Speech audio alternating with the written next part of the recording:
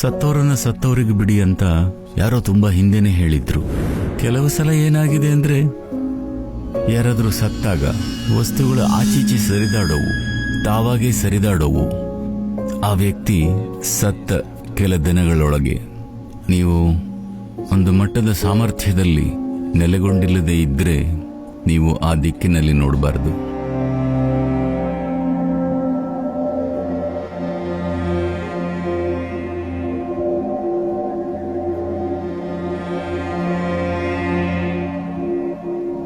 ನೀವು ಏನ್ ಮಾಡಬೇಕಂದ್ರೆ,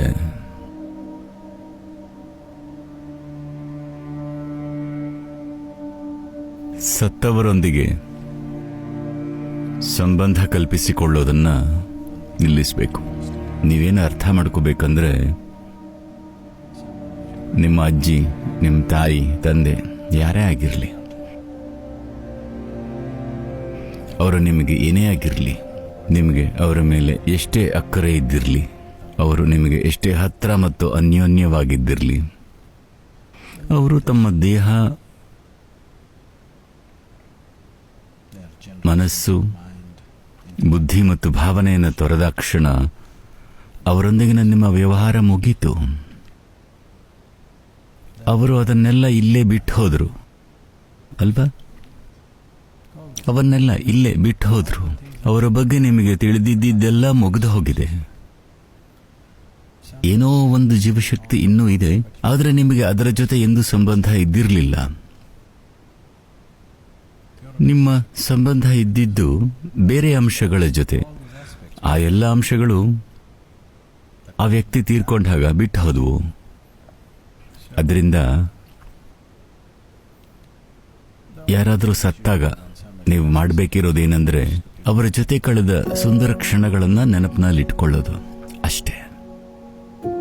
ಸುಂದರವಾಗಿದ್ರೆ ನೆನಪಿಸ್ಕೊಳ್ಳಿ, ಇಲ್ದಿದ್ರೆ ಅವರನ್ನು ಮರೆತು ಬಿಡಿ. ನಿಮ್ಮ ಪಾಪ ಪ್ರಜ್ಞೆ ಮತ್ತೆ ಸಮಸ್ಯೆಗಳನ್ನ ಸತ್ತವರ ಮೂಲಕ ಬಗೆಹರಿಸಿಕೊಳ್ಳೋದಕ್ಕೆ ಯತ್ನಿಸಬೇಡಿ.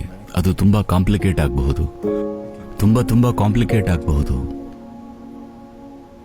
ಸತ್ತವರನ್ನ ಸತ್ತವರಿಗೆ ಬಿಡಿ ಅಂತ ಯಾರೋ ತುಂಬಾ ಹಿಂದೆನೆ ಹೇಳಿದ್ರು. You must leave the dead to the dead.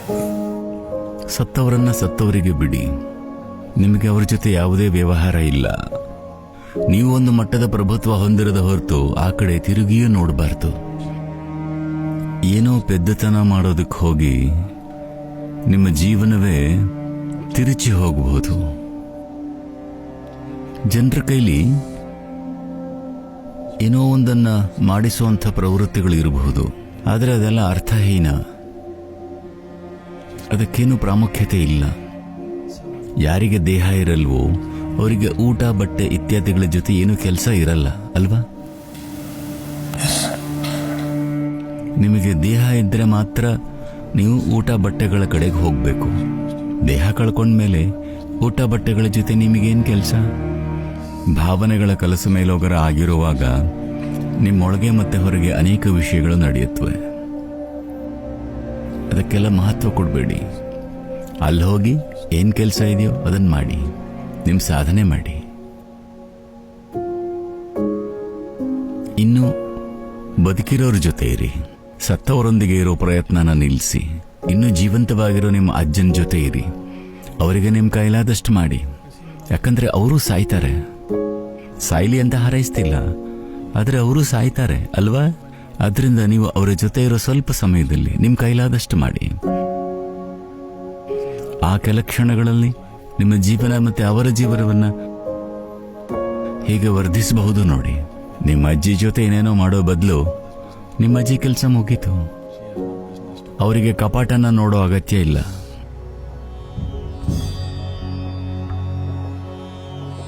ವಿಷಯ ಏನಂದ್ರೆ, ಸತ್ತವರ ಬಟ್ಟೆಗಳಲ್ಲಿ ಒಂದಷ್ಟು ಅಳಿದುಳಿದ ಅಂಶಗಳಿರುತ್ತೆ ನೋಡಿ. ಭಾರತದಲ್ಲಿ ಇದರ ಬಗ್ಗೆ ಕಾಳಜಿ ವಹಿಸಿದ್ರು. ಜನರ ಜೀವನದಲ್ಲಿ ಇವು ಸಾಮಾನ್ಯ ವಿಷಯಗಳಾಗಿದ್ವು. ಸಾಕ್ಷಾತ್ಕಾರ ಪಡ್ಕೊಂಡವರಲ್ಲ, ಜನಸಾಮಾನ್ಯರು. ಇದು ಸಂಸ್ಕೃತಿಯಲ್ಲಿ ಹಾಸು ಹೊಕ್ಕಿದೆ. ಯಾರಾದರೂ ಸತ್ರೆ ಅವರು ಬಳಸ್ತಿದ್ದ ಬಟ್ಟೆಗಳು, ಅವರು ತುಂಬಾ ಹಾಕೋತಿದ್ದ ಬಟ್ಟೆಗಳನ್ನೆಲ್ಲ ಸುಡ್ತಿದ್ರು. ಅವನ್ನ ಇಟ್ಕೋತಿರ್ಲಿಲ್ಲ.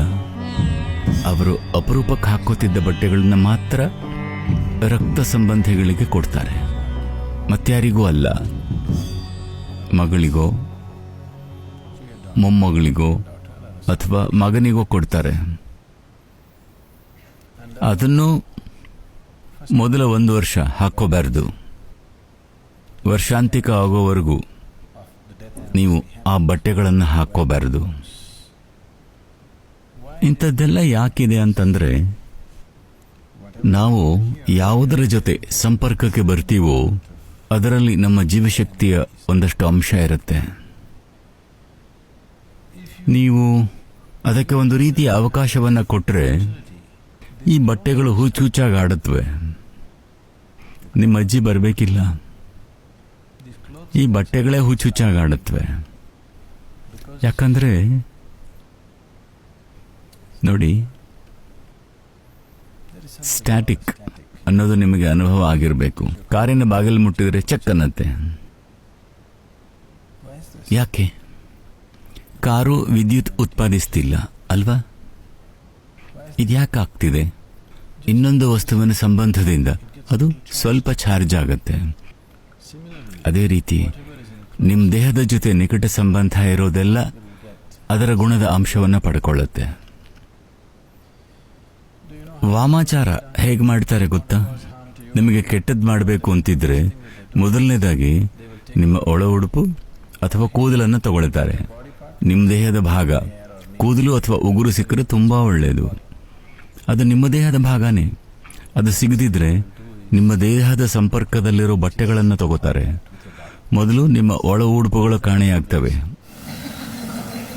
ನಿಜವಾಗ್ಲೂ ಭಾರತದಲ್ಲಿ ತುಂಬಾ ಕಾಳಜಿ ವಹಿಸ್ತಾರೆ.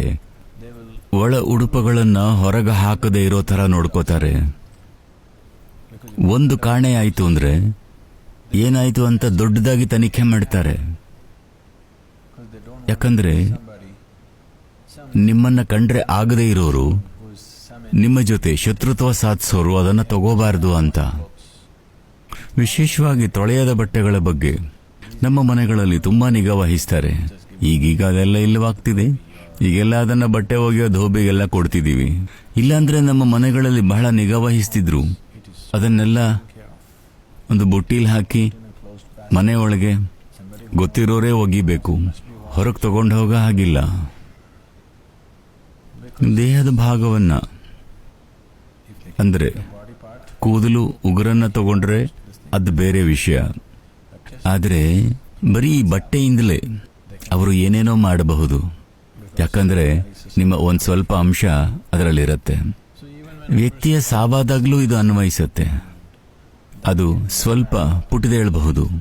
ಜೀವಶಕ್ತಿಯ ಒಂದಂಶ ಸಕ್ರಿಯವಾಗಿದ್ರೆ ಅದು ಪುಟಿದೇಳಬಹುದು. ಕೆಲವು ಸಲ ಏನಾಗಿದೆ ಅಂದ್ರೆ ಇದನ್ನೆಲ್ಲ ಹೇಳಬೇಕಾಗುತ್ತಿಲ್ಲ. ನಿಮಗೆ ದೆವ್ವದ ಕಥೆಯಲ್ಲಿ ಆಸಕ್ತಿನಾ? ಕೆಲವು ಸಲ ಏನಾಗಿದೆ ಅಂದ್ರೆ,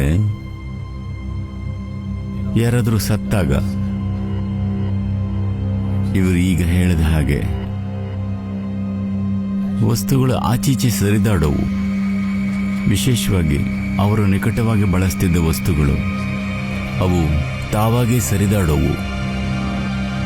ಆ ವ್ಯಕ್ತಿ ಸತ್ತ ಕೆಲ ದಿನಗಳೊಳಗೆ. ಇದು ಅವರು ಬಂದು ಚಲಿಸ್ತಿರೋದಲ್ಲ. ವಿಷಯ ಏನಂದ್ರೆ, ಆ ವಸ್ತುಗಳಲ್ಲಿರೋ ಅವರ ಜೀವಶಕ್ತಿಯ ಅಂಶ ಬಿಟ್ಟು ಹೋಗ್ತಿದೆ. ಬಿಟ್ಟು ಹೋಗುವಾಗ ಸ್ವಲ್ಪ ಹೆಚ್ಚು ಚಲನೆ ಉಂಟಾಗುತ್ತೆ.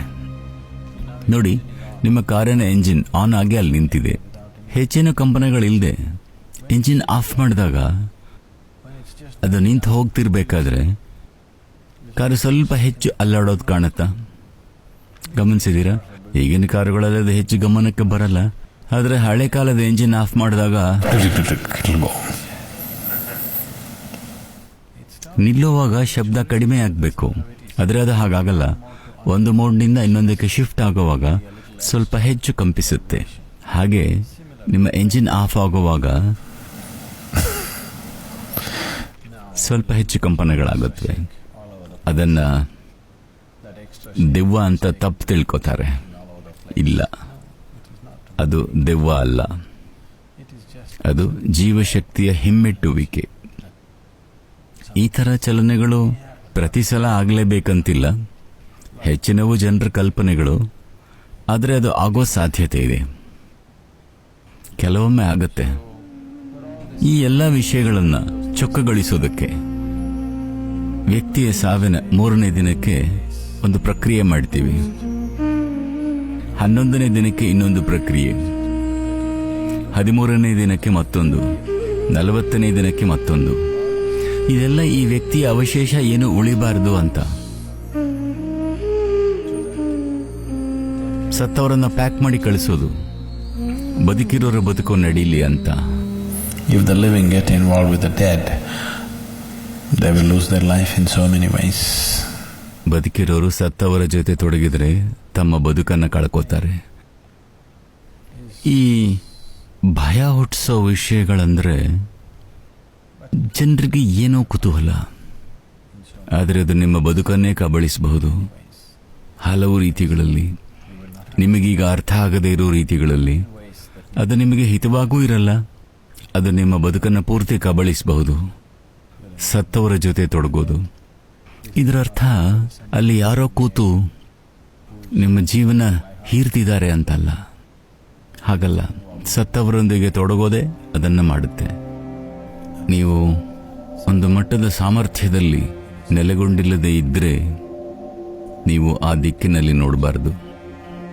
ಅಗತ್ಯ ಇಲ್ಲ.